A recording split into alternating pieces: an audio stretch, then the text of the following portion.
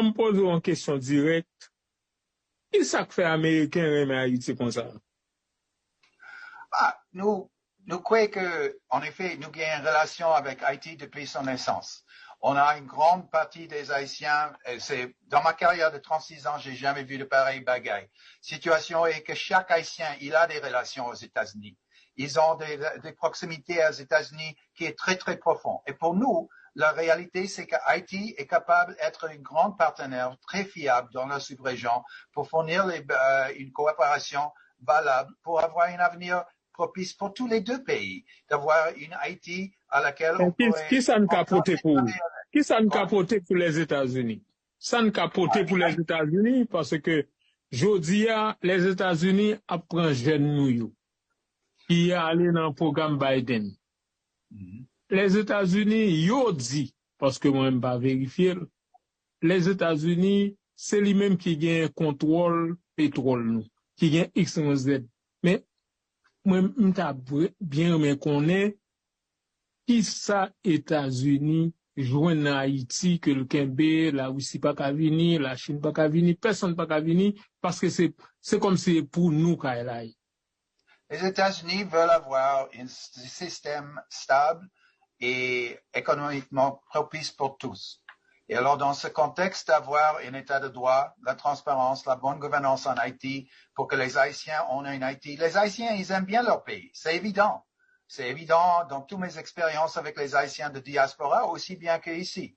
Et alors, pour nous, ce que c'est clé, c'est de pouvoir créer une Haïti dans des contextes créés avec la communauté internationale comme assistant, dans laquelle les Haïtiens peuvent réussir pour eux-mêmes. Ils ont montré dans la diaspora, les Haïtiens, qui sont très capables de pouvoir créer un monde propice et positif pour eux-mêmes. Et qu'ils puissent le faire ici en Haïti, c'est un objectif américain depuis très longtemps. C'est pas simplement avec Haïti, c'est à travers le monde que nous espérons faire ça depuis la Deuxième Guerre mondiale, à pouvoir fournir un environnement dans lequel les pays peuvent habiter ensemble à le bénéfice de tous. Alors pour nous, vous demandez quels seront les bénéfices pour les États-Unis. C'est pas à l'instant, nous, on dépense des sommes très, très grandes sur le plan humanitaire, le plan santé, maintenant la sécurité et d'autres que nous fournissons et nous voulons faire comme grands partenaires et amis d'Haïti. J'aimerais bien avoir une Haïti qui pourrait être en train d'assister de tels problèmes dans des autres zones. Une Haïti qui pourrait être une partenaire sur le plan international à avancer des intérêts communs. Pour ça, c'est le bagaille que nous voulons voir. Et c'est pour ça que nous espérons voir des élections et la stabilité que nous pensons que la MSS, avec notre soutien et des autres partenaires, peut donner pour que Haïti pourrait être une meilleure lieu pour les Haïtiens, ensemble. Monsieur l'ambassadeur, on a l'hôpital général, le plus grand hôpital du pays. Ça fait 14 ans. L'hôpital est à terre. Bandit prend pays à nous. Non. Et dans baba américain yo, même pour aller, moi-même moi sorti dans l'ambassade américaine pour mal renouveler visa moi, mais son côté qui vide alors que plus gros ambassade qui gagne plus l'argent qui dépensé la caille nous. Maintenant moi connais gen Navy Seals, gen ancien Marines, gen bagay américain café pour compte yo a besoin de l'autre monde. Pour compte yo sans Canada, sans la France, sans aucun autre pays, yo ka régler question. Bon, pour qui ça nous va régler?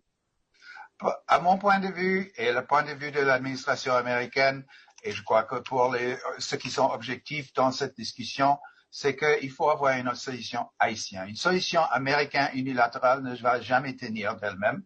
Il faut avoir une solution qui vraiment incorpore les différents acteurs haïtiens à travers le pays pour qu'il y ait une Haïti pour les Haïtiens qui réussissent. Et c'est ça notre objectif, je crois, pour international. Et on finisse le temps, mais je veux simplement dire qu'en fin de compte, pour nous, l'objectif, c'est de pouvoir revenir à une Haïti qui peut soutenir d'elle-même les nécessités pour son peuple. Pour le contrat, en quelque sorte, un contrat social qui fait du sens. Mais ambassadeur, regardez, parce que vous sont qui très correct dans les médias en Haïti, faut me dire ça tout, pour tout le monde qui a suivi, qui a attendu nous.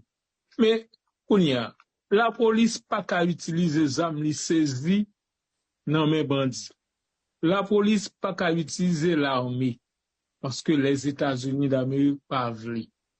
Qui côté au besoin Haïti pour continuer là, pour le faire travail là? C'est pays ou pas vle.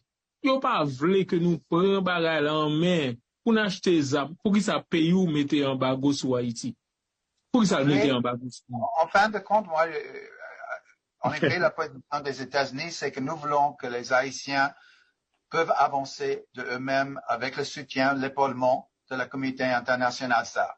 Et alors, nous pourrons continuer avec les grandes assistances qu'on a fait depuis longtemps. Je connais bien que moi, j'étais ici au commencement de ma carrière, 91. Je sais qu'Haïti peut être beaucoup différent, qu'Haïti a des raisons pour lesquelles elle pourrait avancer. Moi, je crois, avec les conditions correctes, avancer, être un partenaire dans le plan international, qui pourrait vraiment être une force positive dans la sous-région, comme elle a été dans son histoire. Une force positive sur le plan historique et global. Alors, cette sorte de rôle, c'est quelque chose qu'Haïti a eu. Je crois qu'Haïti peut l'avoir dans l'avenir. Et nous, on continue notre travail ici à l'ambassade et avec le gouvernement pour faciliter ça. Pas pour contrôler ça, pas pour dicter ça, pour être là comme grand ami à assister un pays qui a besoin d'assistance à l'instant pour qu'elle sorte de ça pour la dernière transition, à mon point de vue. Avec ça, m'a demandé pardon, mais il y a une nécessité de bouger.